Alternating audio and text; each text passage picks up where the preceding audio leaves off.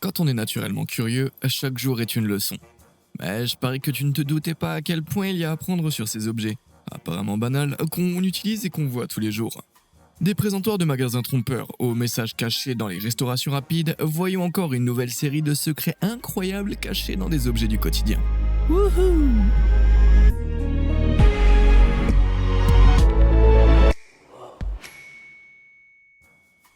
Jeter l'éponge. Malheureusement pour ton portefeuille, faire du shopping fait partie du quotidien. Et quand il s'agit de tenter leurs clients, les enseignes savent que l'apparence est reine. Bed Bath Beyond est célèbre dans le monde entier pour ses impeccables murs de serviettes qui montent jusqu'au plafond. Mais tu t'es déjà demandé comment ils font pour qu'elles aient l'air aussi parfaites? Même si on dirait que ces serviettes sont empilées jusqu'au ciel, chaque pile n'est en réalité qu'une seule serviette soigneusement drapée sur des rouleaux de mousse pour donner l'impression qu'il y a plein de serviettes pliées les unes sur les autres. Les vraies piles de serviettes sont intelligemment gardées à portée du client moyen, donc la plupart n'y voient que du feu. C'est quand même assez ironique que le rayon hygiène de Bed Bath Beyond cache de petits secrets pas très propres comme ça. La table à pizza. Avec sa pâte moelleuse et sa sauce tomate relevée et ce glorieux fromage fondant, il serait difficile de trouver quelqu'un qui n'aime pas une bonne part de pizza. Mais je parie que tu n'avais jamais réalisé à quel point une simple pizza emportée dans sa boîte a été pensée dans les moindres détails. Même si la pizza attire ton regard dès l'ouverture de la boîte, il y a autre chose à laquelle je parie que tu n'as jamais vraiment prêté attention. Plus précisément ce petit mystérieux bout de plastique. Même si ça ressemble à l'endroit parfait pour une mini-fête de la pizza, cette petite table s'appelle en réalité un protège-pizza. Son rôle est essentiellement d'apporter un soutien structurel aux boîtes à pizza quand d'autres choses sont empilées dessus pendant le transport. Même si tu te demandes pourquoi une pizza déjà plate aurait besoin d'une protection contre l'écrasement, le protège-pizza joue un rôle crucial pour empêcher le dessus de la boîte de s'affaisser sur la pizza. Les pizzerias qui n'utilisent pas de protège-pizza risquent de voir le délicieux fromage et les garnitures collés au couvercle, transformant une fête de la pizza en vraie déprime de la pizza. Aussi malin que soit le vrai rôle de cette petite table, j'adorerais quand même assister à une mini-fête de la pizza. Comme on dit une mondaine new-yorkaise très chic, quel magnifique tapis en pepperoni dans cet endroit. Captcha si tu peux. Grâce aux merveilles du monde des spammers, les internautes doivent régulièrement convaincre des sites qu'ils ne sont effectivement pas des robots. C'est le reCAPTCHA, un système en ligne qui permet aussi de distinguer les vrais humains des bots spammers. En moyenne, les humains résolvent environ 60 millions de captcha en ligne chaque jour. Et tu as peut-être remarqué que les questions posées par ces puzzles d'images semblent parfois un peu bêtes. Sélectionne toutes les cases avec des feux tricolores, toutes les images avec un bus et passage piéton, des taxis et la liste continue. Même si ces tâches semblent totalement aléatoires et inutiles, peu de gens réalisent que les réponses qu'on donne à ces captcha agaçants nous rapprochent peu à peu du monde dominé par les voitures autonomes. Quand tu identifies des dangers routiers et des panneaux dans les captcha, Google utilise ces données précises pour aider sa technologie de voiture intelligente à repérer où se trouvent les piétons, les panneaux, les passages piétons et les cyclistes. Donc, quand tu seras assis avec tes futurs petits-enfants dans ta nouvelle voiture autonome, tu pourras leur raconter comment tu as personnellement contribué à la magie des vraies voitures intelligentes. Bus costaud. Aux États-Unis, environ 26 millions d'élèves prennent le bus scolaire pour aller et revenir de l'école chaque jour. Il y a de grandes chances que toi aussi tu sois déjà monté dans l'un d'eux, mais tu t'es déjà arrêté pour réfléchir au design de ce qui t'amène en cours? Tu as déjà remarqué ces barres horizontales en acier qui dépassent sur les côtés du bus scolaire américain? On les appelle les rub rails, et elles servent à apporter un soutien structurel et une protection au bus. Si quelque chose venait à frotter sur le côté du bus, ces barres apporteraient un renfort supplémentaire face à l'impact, réduisant les risques de dégâts sur la structure principale du bus et protégeant les enfants à l'intérieur des parois métalliques qui pourraient sinon se replier vers l'intérieur. Pas mal, hein? Si comme moi tu pensais juste que ces lignes noires étaient un choix esthétique, dis-le en commentaire. Tourner pour respirer. On dit que quand une porte se ferme, une autre s'ouvre. Mais les portes tournantes, c'est une autre histoire. Et étonnamment, elles cachent plein de fonctions secrètes. Même si elles ont l'air stylées, les portes tournantes servent en réalité à économiser de l'énergie et réduire les émissions de carbone en empêchant ce qu'on appelle l'effet cheminée. L'effet cheminée se produit dans les grands bâtiments quand la température extérieure est très différente de celle de l'intérieur. En hiver, quand une porte battante classique s'ouvre au bas d'un bâtiment, l'air froid et dense venant de l'extérieur entre dans le bâtiment et remonte, forçant l'air plus chaud et moins dense à sortir par les ouvertures situées en haut du bâtiment. En été, l'air froid climatisé descend vers le bas du bâtiment et s'échappe quand les portes battantes s'ouvrent. Les portes tournantes sont conçues de manière à ce qu'il n'y ait jamais d'ouverture directe sur la rue, ce qui signifie que l'air intérieur reste en grande partie isolé de l'extérieur, même quand la porte tourne. Ces portes en rotation échangent 8 fois moins d'air que les portes battantes grâce à ce meilleur contrôle de la température à l'entrée du bâtiment. Les battants utilisant uniquement des portes tournantes peuvent réduire leur consommation annuelle d'énergie jusqu'à 74%. Donc la prochaine fois que tu t'offres un petit tour amusant dans une petite porte tournante, tu pourrais te féliciter en plus pour avoir fait ta part pour sauver la planète. Entrée-sortie de la foi. Certains pourraient comparer un repas de fast-food particulièrement délicieux à une expérience religieuse, mais peu réalisent à quel point que ça peut être littéral. On ne prête pas souvent attention à ce qui emballe nos burgers, frites et sodas, mais il se trouve que les gars de chez In-N-Out Burger cachent quelque chose de sacré juste sous notre nez. Ces mystérieux marquages se trouvent sous les gobelets, au fond des boîtes et près des soudures des emballages. Mais que signifie-t-il ? Tu as peut-être déjà remarqué que ces repères pointent vers des passages de la Bible, mais tu ignores sans doute pourquoi ils sont là. In-N-Out Burger a été fondé par Harry et Esther Snyder en 1948 et contrairement à beaucoup d'enseignes de fast-food, reste encore aujourd'hui une entreprise familiale privée, sans franchise. Les Snyder ont toujours été une famille religieuse et comme ils possèdent entièrement In-N-Out, ils peuvent mettre à peu près ce qu'ils veulent sur les emballages. Ces versets bibliques sont présents sur les emballages depuis au moins 1987 et renvoient surtout à des passages promouvant la foi en Dieu. Finalement, le fast-food n'est peut-être pas si pécheur qu'on le pensait, du moins pas celui de In-N-Out. S'asseoir, c'est prendre soin.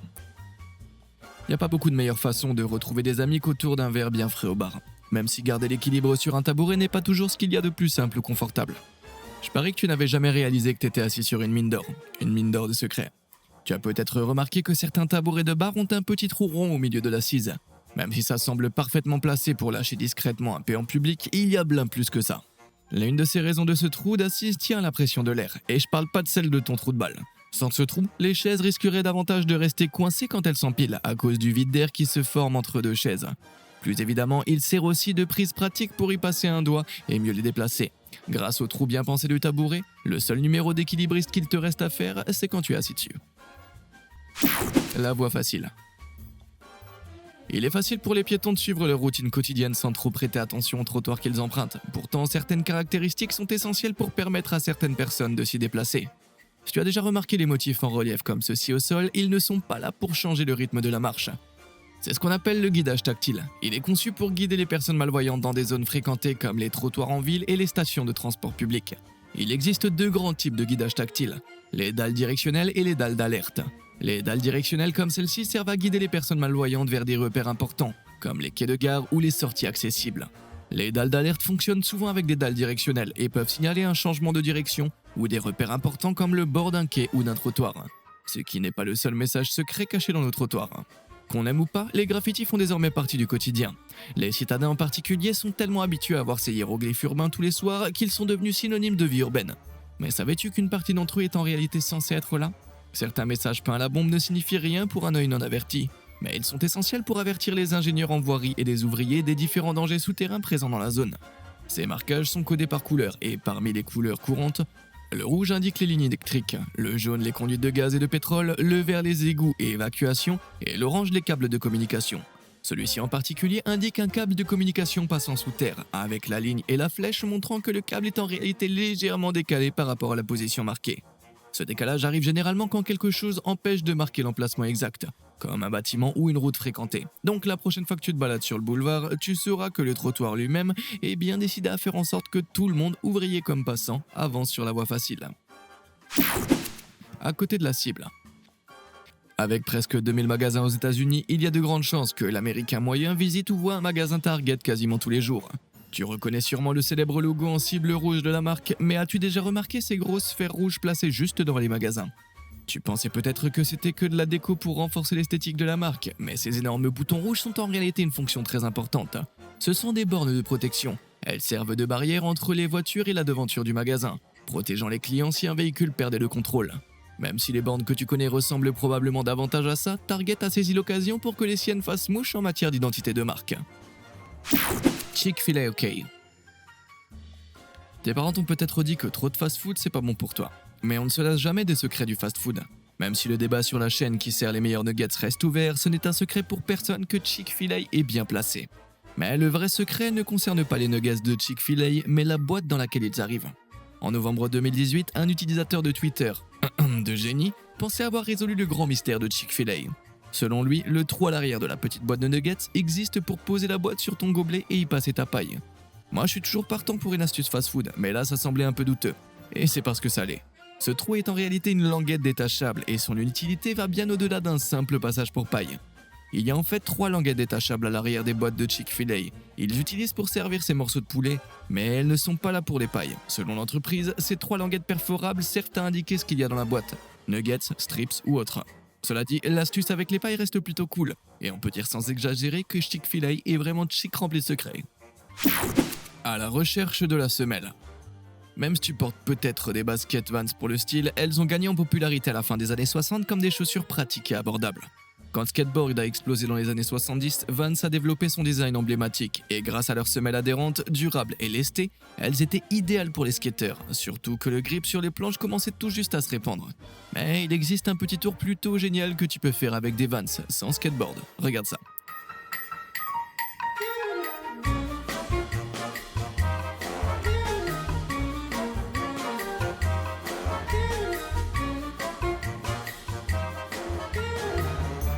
C'est vrai, tout comme un chat qui retombe toujours sur ses pattes, une paire de Vans retombe presque toujours sur ses semelles. Ça marche pas à 100%, mais le poids disproportionné de la semelle oriente souvent correctement la chaussure quand elle touche le sol. D'ailleurs, j'ai une paire de Vans qui m'a duré presque 10 ans, donc on dirait qu'elles ont aussi 9 vies. Chips abandonnés. Croustillantes, croquantes et tellement addictives, les chips règnent en maître dans le monde des snacks salés. Mais certains mangeurs de chips ont peut-être remarqué qu'en fouillant dans leur sachet préféré, ils tombent parfois sur ça. Mais c'est quoi ces chips vertes au juste? De la moisissure? Et surtout, est-ce qu'on peut les manger sans risque? Si des chips deviennent vertes, c'est parce qu'elles ont été faites avec des pommes de terre exposées à trop de lumière pendant le stockage et chargées d'une toxine appelée solanine. La solanine peut provoquer des effets assez désagréables si elle est ingérée en grande quantité, notamment vomissements, maux de tête, diarrhée et même paralysie du système nerveux central. Mais avant de bannir les chips à vie, sache qu'il faudrait consommer plusieurs kilos de chips chargés en solanine pour atteindre un niveau dangereux de toxicité. Donc, si tu trouves une chips verte dans ton sachet, pas de panique, dis-toi juste qu'elle est un peu trop bronzée. Majuscule. Dans notre monde moderne, impossible d'échapper aux ordinateurs. C'est pas un secret que les claviers modernes sont basés sur des machines à écrire, mais certains changements ont été apportés pour suivre l'évolution de notre façon d'utiliser les ordinateurs. Tu t'es peut-être demandé pourquoi d'innombrables claviers ont 2 touches CTRL ALT et MAJ. Quel intérêt d'avoir 2 séries de touches qui font exactement la même chose? Le but de ces touches en double est tout simplement d'aider le dactylo à accéder à la même fonction avec la main la plus pratique selon la situation. Cependant, certains pays possèdent une touche Alt-GR, abréviation de Alt-Graph, qui permet de taper des lettres étrangères et caractères spéciaux en utilisant les touches assignées à cette fonction. Bon, perso, je vais continuer à croire que la touche Alt-GR, c'est juste la touche Alt qu'on appuie quand on est énervé. Avoir de l'adhérence. Passe plus de quelques minutes à tremper dans une baignoire ou à barboter dans une piscine et tu remarqueras que tes doigts subissent une sacrée transformation. Mais au juste, pourquoi les doigts se fripent-ils dans l'eau? Cette question intrigue les scientifiques depuis longtemps et même aujourd'hui, ils n'en sont pas sûrs à 100%. Mais il y a une théorie qui sort du lot. Certains scientifiques pensent que les rides sur nos doigts et orteils mouillés agissent comme les rainures d'un pneu ou les semelles d'une chaussure, ce qui permet de mieux agripper les objets avec une peau humide. Selon cette théorie, nos doigts et semelles fripées auraient donné à nos ancêtres un avantage crucial pour s'agripper à des branches mouillées ou avancer sur des rochers glissants. J'imagine qu'aujourd'hui, le principal avantage, c'est surtout de réussir à garder son téléphone en main les jours de pluie. Ah, l'évolution. Le roi des cœurs brisés. Selon le jeu auquel tu joues, les rois sont souvent parmi les cartes les plus importantes. Mais si tu regardes de plus près le roi de cœur, tu pourrais remarquer quelque chose qui risque de te briser le cœur. Aussi horrible que ça paraisse, le roi de cœur est souvent représenté en train de se planter une épée dans le crâne. Mais pourquoi? Même si on attribue souvent ça à une histoire selon laquelle le roi Charles VII de France serait devenu fou et aurait fait la même chose, cette rumeur est complètement bidon. C'est vrai, le vrai Charles est devenu très malade et paranoïaque vers la fin de sa vie, mais sa fin est venue quand un abcès dans sa bouche a provoqué un tel gonflement qu'il ne pouvait plus avaler quoi que ce soit, ce qui l'a fait mourir de faim en 1461. Une fin atroce, certes, mais désolé Charlie, ça ne parle pas de toi. Il y a beaucoup de débats sur l'inspiration du roi de cœur, mais une explication est plus largement acceptée que les autres. Même si le roi de cœur est probablement inspiré d'un souverain français, ce n'est pas celui qui régnait 600 ans après. Il s'agirait de Charlemagne, dirigeant de la Francie dont une partie deviendrait plus tard la France et premier empereur du Saint-Empire romain du 9e siècle. Et la théorie principale dit que les premières cartes de roi de cœur représentaient Charlemagne, le grand conquérant tenant son arme levée. Mais ça a fini par changer. Le dessin a connu des variations à mesure que les artistes se copiaient parfaitement au fil du temps. Au départ, le roi tenait une hache de guerre au-dessus de sa tête, mais il est probable que ceux qui recopiaient aient mal interprété l'arme située derrière sa tête comme une épée donnant l'impression qu'elle est plantée dans son crâne. Aujourd'hui encore, la désinformation qui circule sur internet à propos de la tête du roi a inspiré des versions modernes franchement hilarantes du roi de cœur. Désolé Iron Man, repose en paix. Oh, les miettes.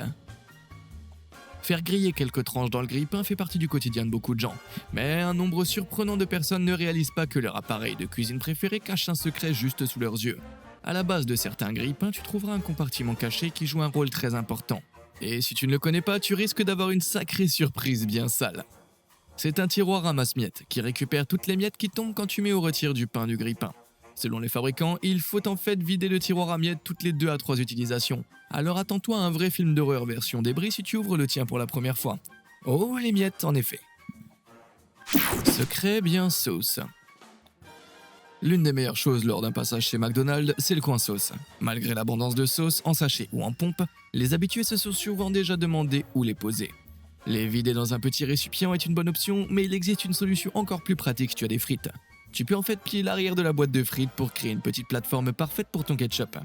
Mais avant de penser que McDo a fait ça exprès, j'ai bien peur que ça soit plus compliqué. En réalité, le rabat plus haut de la boîte a été conçu pour aider les équipiers McDo à verser facilement les frites dans l'emballage et en s'en servant comme entonnoir. Cela dit, ça n'empêche pas ce rabat à frites de devenir un excellent terrain pour tremper. Si le vieux dicton dit que la preuve est dans le pudding, cette prochaine surprise bien saucée prouve que les vrais secrets sont dans les sachets de sauce eux-mêmes. Des amateurs de condiments très observateurs ont remarqué d'étranges chiffres sur certains sachets individuels de ketchup dans certains restaurants. Certains complotistes du condiment ont imaginé que ces chiffres correspondaient au niveau de sucre de chaque sachet. Les petits chiffres indiquant un goût plus sucré et les plus grands un goût plus acide, ce qui permettrait de personnaliser secrètement ton expérience de trempage. Même si ça semble être une révélation incroyable, c'est en réalité une bonne dose de pure invention. La vraie raison derrière ce mystérieux chiffre a été confirmée par le roi numéro 1 du condiment, Heinz. L'entreprise chargée des sauces a expliqué que ces chiffres renvoient aux différentes lignes de remplissage sur lesquelles les sachets ont été remplis pendant la fabrication en usine. Donc, aussi amusante que soit l'idée de variation sucrée et acide, tout se résume à l'organisation d'une usine, ce qui honnêtement est plus barbant. Mais je n'aime pas être rabat-joie, alors voici une incroyable vidéo d'un bébé kangourou pour te rincer le palais.